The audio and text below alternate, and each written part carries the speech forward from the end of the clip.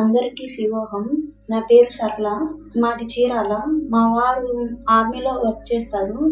మేము present living వచ్చేసి రాజస్థాన్లో ఉంటాము. ఈ మంత్ 11th మా బాబుకి స్టమక్ పెయిన్ వచ్చింది. 3 days కంటిన్యూగా రావడం వల్ల హాస్పిటల్కి తీసుకెళ్ళాము.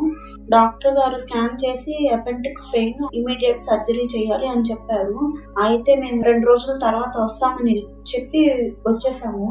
వచ్చిన దగ్గర నుంచి నేను కడుపు తరువు చేయడం స్టార్ట్ చేశాను.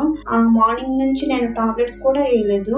పెయిన్ తగ్గిపోయింది. 2 days తర్వాత బాబుని తీసుకొని మళ్ళీ హాస్పిటల్కి వెళ్ళాము.